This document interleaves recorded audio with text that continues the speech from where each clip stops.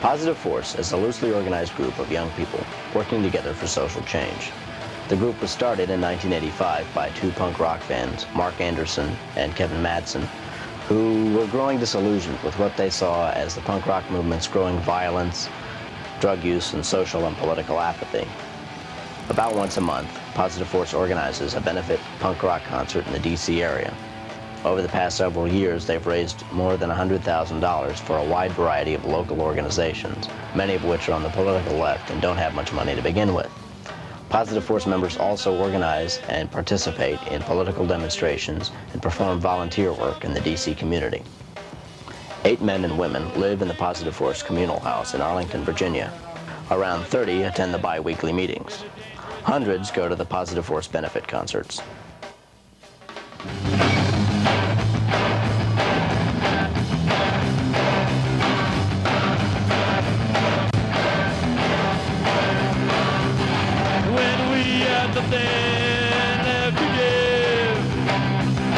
There'll be no reason for us to live. But when we have nothing left to lose, you will have nothing left to use. You ain't nothing. You have no control. You ain't nothing. You have no control.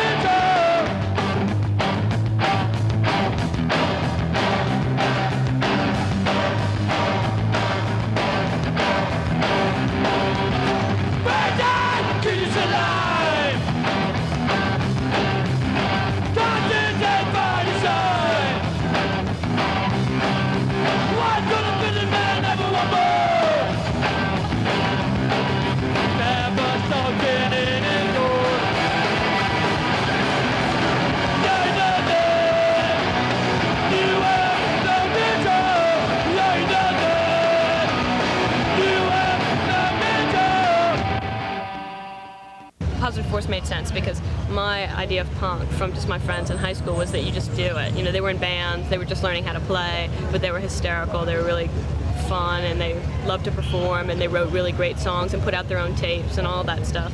Punk rock is ultimately a very challenging, even revolutionary kind of idea.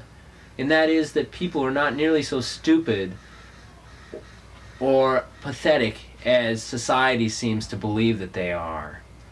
That really we have the ability to run our own lives a whole lot more, to live our own lives a whole lot more than society gives us credit for. Punk rock can be more than just loud music and people screaming and rebellion. Punk rock can be beautiful, it can be change, it can be being an individual and helping other people.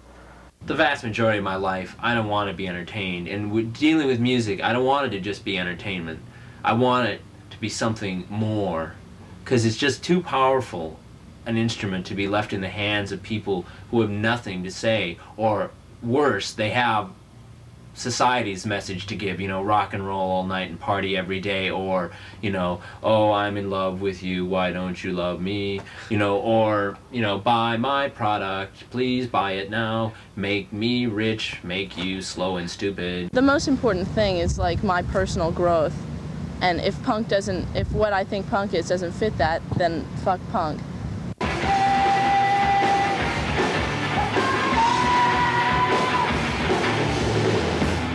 Kristen, Andrew, and Jenny operate a record label, Simple Machines, from a room in the Positive Force house. When Jenny and Brad started it off, they wanted to just document what was going on in D.C. outside of the kind of discord, very big stuff, because there are a lot of bands around that are really good, and so it's basically a lot of 7-inch compilations with one song from a lot of different bands. I guess we have 5 singles out now, and another 2 that are on their way to being out, and one 12-inch and another 12-inch on its way to come out. But and cassettes. We distribute a lot of our friends' things. And we make clothes as well. We silkscreen used clothing with our little Sprocket logo, which is right here. We trade ads with other people, or give them free records if they'll put an ad in their little zine in Florida or something. So that's another thing. You realize that power of trading. You get lots of fun stuff in the mail and get to send stuff away. It ends up being much better. The barter system is great compared to money, you know?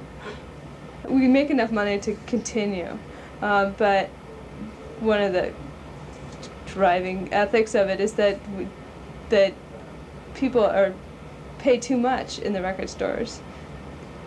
So we try and keep our prices really low, just enough to cover our costs. We try to make it personal. We write long letters to everyone who sends away for records, and we also put together a packet that tells everybody how to put out records and how to start shows and how to do all that kind of stuff. Like the whole Sassy thing was to try to teach girls they could put out records and they could get in touch with us and we'd help them do it. So. Who joins Positive Force?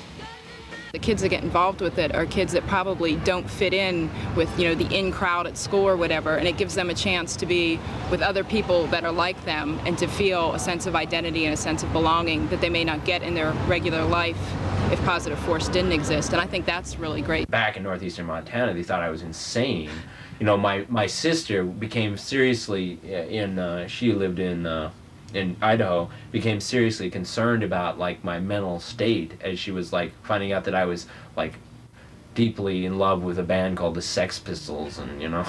Most of the people in my high school think I'm just a big freak, you know, and like I don't think they even really care what I think or what my politics are. And if I did tell a lot of people, I think it would just be an excuse to label me as like a liberal communist or, you know, a politically correct fascist or something like that. A lot of people like ask me about my political views or something, but generally I can stifle them just by talking to them or making them put their foot in their mouth. You know, when I was in high school, and even in junior high school, I was basically given a yellow Star David. You know, you were teased, you were jeered at, you were threatened, you were assaulted, and then you get articles in the Washington Post that says what to do when your kid goes punk. Well, I think, you know, for a lot of people that the schools and the parents are definitely not doing their jobs. They're not telling their kids, you know, that they're special, that they're very unique. I mean, I might just like this, but I really believe a lot in what, like Fred Rogers says, Mr. Rogers, and what Leo Buscaglia talks about, you know, that you are special.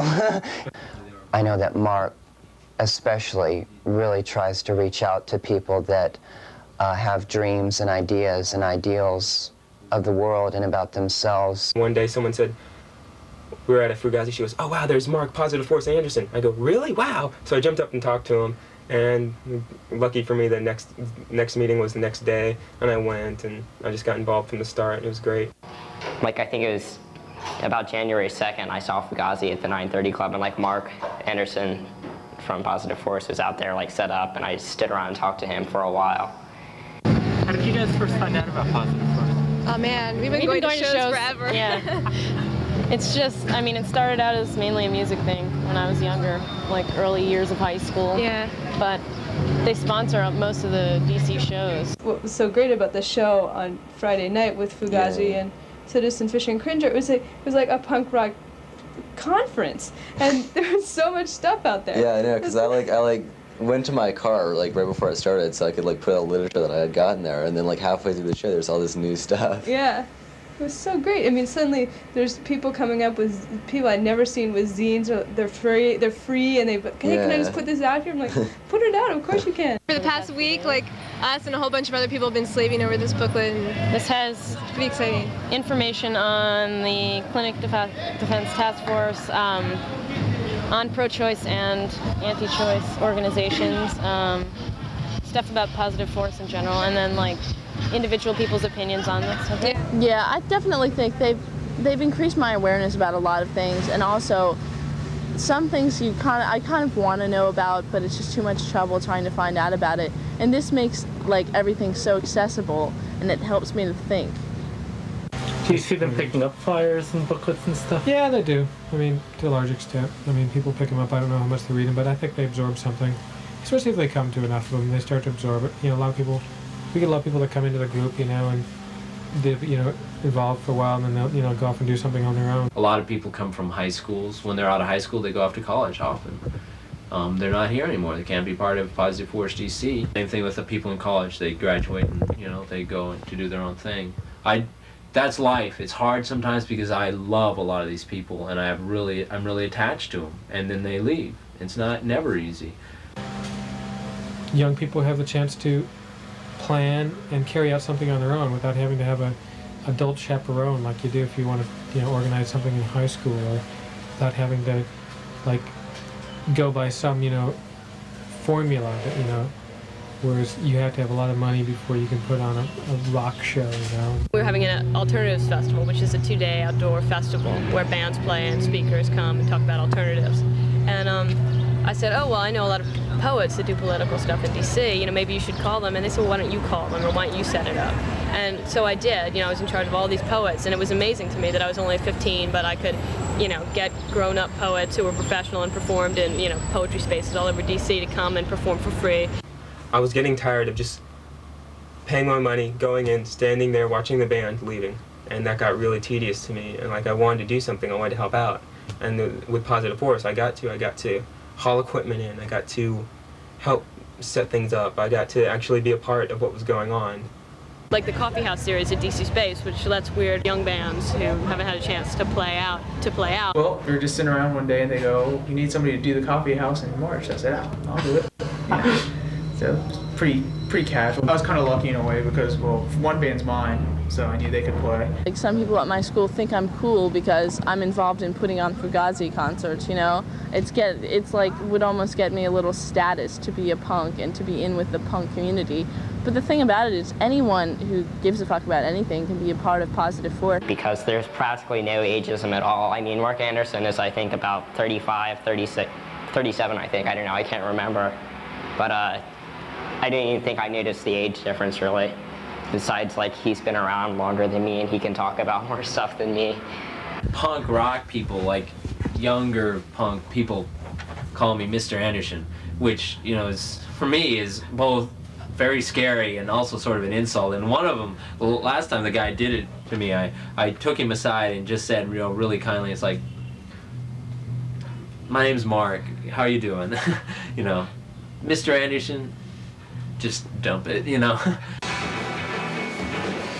Every Positive Force concert is a benefit. My name is Jonas, and I'd like to welcome you all to the Positive Force benefit for the free clinic. Yeah, this is a benefit for the Washington Area Clinic Defense Task Force, which protects the reproductive health clinics in Washington, D.C. from anti-abortion extremists like Operation Rescue. Before Fugazi goes on, I want to just remind you all that this is a benefit tonight. It's a benefit for the Washington Peace Center and an organization called Fairness and Accuracy in Reporting. Whatever you do yourself a favor and check out what they do, because they will help you get closer to the truth. And I think that's what we want. We want the truth. We don't want a bunch of fucking lies. Positive Force is putting on shows that we ourselves pay to get into. We pay to get in and work our asses off because we believe in this, and because that matters more to us than money. If we were going and talking about all the money that we've generated in our Positive Force shows, we just give it all away. It's like, for most people, they say, that's fucking insane. They would just not believe it. Some people don't believe it. We could make a whole lot of money for our charities, probably, if we increased our ticket prices. For us, it's more important to keep it accessible to all sorts of people, because we're not here for the rich people. We're here for all the people, and maybe even especially for the poor people. And if somebody doesn't have money at one of our shows, even for the $5, they won't get turned away. It's very important for us to try to pursue those things, keeping the door price very low, making sure everyone can get in, trying to do our shows in places like Sanctuary Theater where our audience gets to see another part of America, a different part of America that's not the suburban, clean, affluent part. Also, where our rent money goes to help organizations that are doing good works. Positive Force admits people of all ages to their shows. Yeah, I think that's really cool. I mean, I would not be old enough to go to any show that wasn't all ages, so it kind of would suck if I was living in some other place, because I know a lot of other places don't have all ages shows. I go other places, and the idea of $5 shows all the time, and of just really relaxed atmosphere, and there's no drinking, there's no smoking. That's really foreign in a lot of places. I don't like breathing cigarette smoke. It's foul, it's disgusting. And I don't like people slobbering alcohol all over me either. It's like, and people drink alcohol, always getting into fights. This certainly isn't subversive. Just like doing drugs or using alcohol certainly isn't subversive. It plays right into the hands of those who want to control you. It's like you're much easier to control when you're drugged out or when you're, looped out on alcohol.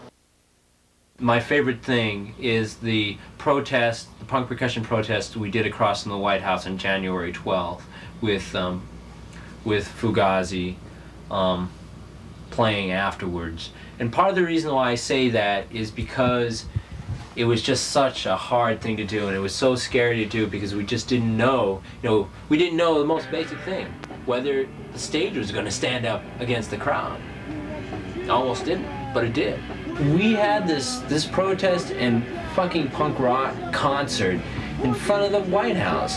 The center of the power in this, obviously in this world. 1,000, 1,500 people banging on drums and oil barrels and, pots and pans and tin cans and bottles and just making the most god-awful racket. And for a message. I think that most kids, especially when I started the group, joined the group because they were feeling frustrated by the amount of shit work they were expected to do at the interesting places where they volunteered their time. When you're young and have a lot of energy, it's more of an immediate thing. You want to see the results of what you're doing. Yeah, it's kind of funny because my parents never have to discipline me or anything, and I'll go out on the weekends and they don't have to worry. It's like, I'm going to go out and feed the homeless now. Once a month, Positive Force members deliver meals to shut-in elderly people. All 3 times that I've done meal delivery, I've done the same route, and the people on the route, a couple of them have gotten to know me and are glad to see me.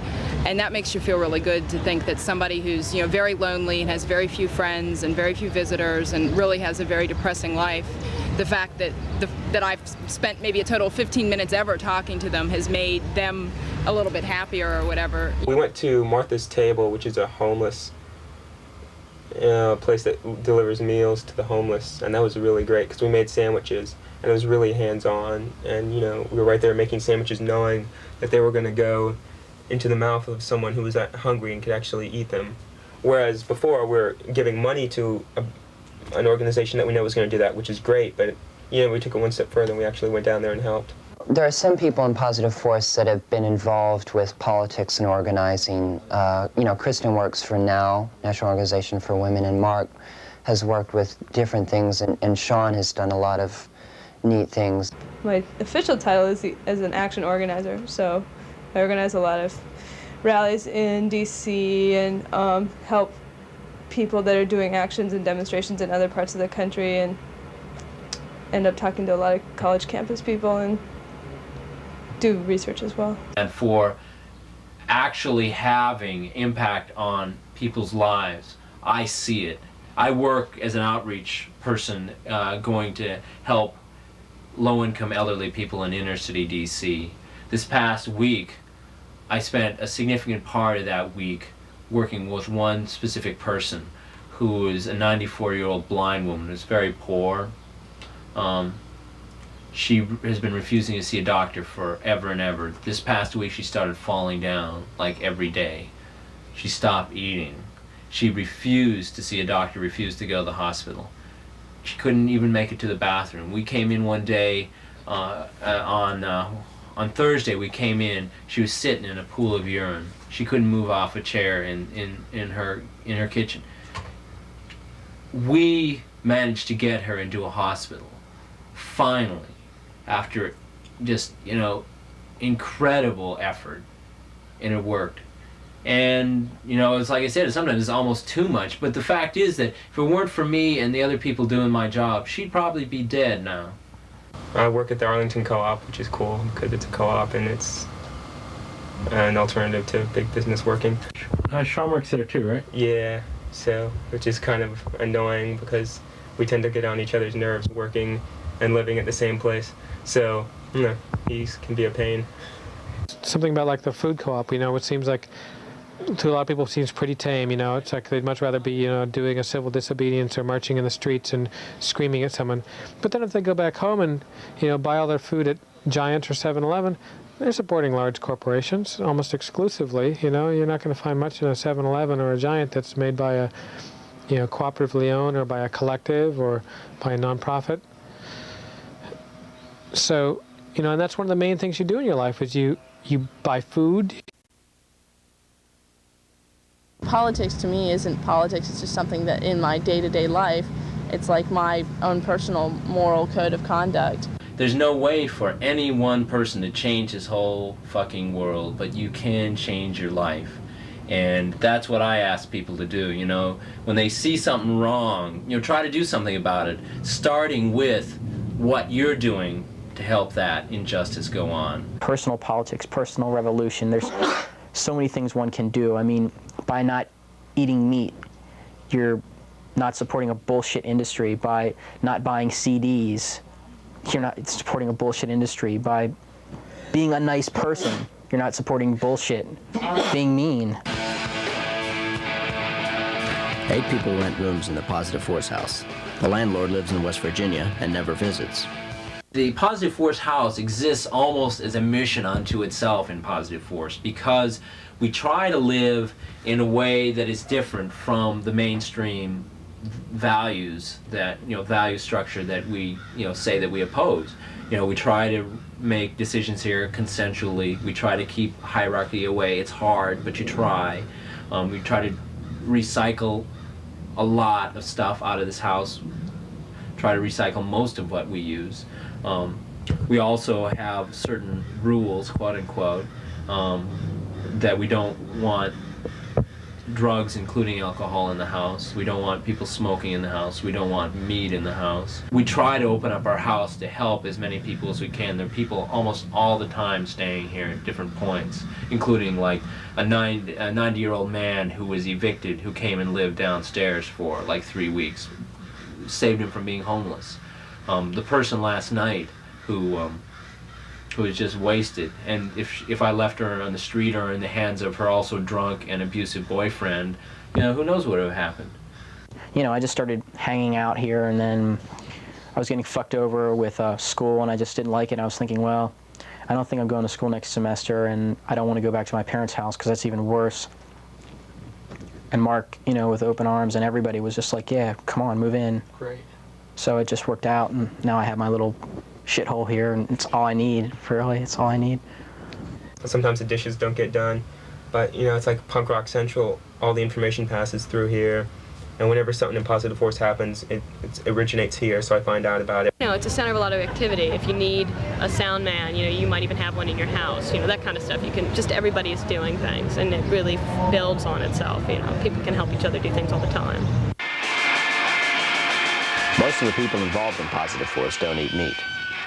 Actually, I try to be something called a vegan, which means that you try not to use any animal products in your life, basically, both in your food and your clothing. When I first got into vegetarianism, I was like, wow, I gotta tell all my friends, they'll be so glad to hear. And they're all like, oh, shut up, oh, you're wrong, no, you're wrong, shut up. And I was just like, oh, why don't you listen? And that got me in a lot of trouble. All my friends got tired of hearing about it. And I think it's really hard, even on the personal level, to give up, you know, like what you were talking about, give up something that feels good or tastes good or that's easy. I mean, you know, meat, you open a can of tuna fish, you got your protein for the day. I really like the taste of meat, and I definitely would rather eat it if it was just something that, you know, because I like to eat meat, but I can't do it because I feel like it's not my right to take something that I don't need away from another living creature. Oh, well, I was a vegetarian for 6 months before my parents realized it. And as soon as they figured it out, What do you mean? I just didn't eat my meat. And then when they figured it... Would you throw it away when they weren't looking? No, I just, you know, they just wouldn't notice. You know, they wouldn't... I mean, my parents were the kind of, oh, Jenny, you haven't been eating, you know, you haven't finished or whatever.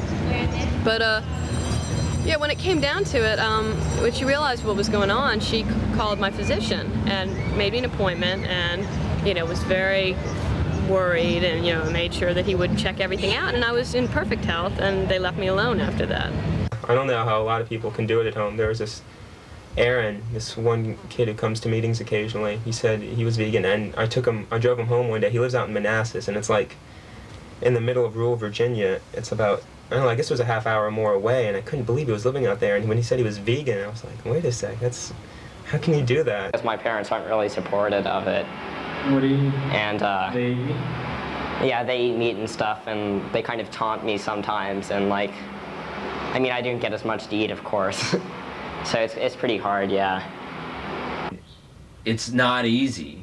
In a world where the whole society is set up to sort of push you in one direction, and there's huge billions of dollars being made by people who benefit from the status quo, you're not going to find a great deal of support for radical alternatives to that status quo.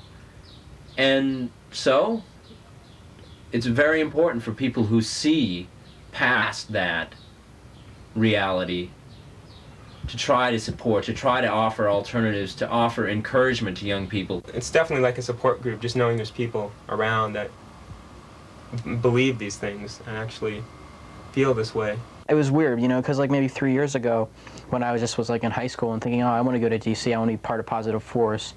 Oh, I was just like, you know, I just thought of like everyone here is just like so holy or whatever. I mean, anyone can do this. Anyone can do it. I think the greatest thing that Positive Force has shown me is something I could have shown myself a long time ago, is that if I put my ideas, if I work hard, I can pull things off, you know? I mean, life is so amazing. There's so much potential, so much possibility, but everywhere you go, we're all so scared and so cowardly and so lazy. And society doesn't help much at all. Society is ready to just sell us all this shit, you know, to anesthetize us, to put us to sleep. Well, I don't want to sleep. And I don't want to help people sleep. I want to wake up, and I want people to wake up. Because if we don't, the only life that we can ever be sure that we're going to have is going to be stolen from us.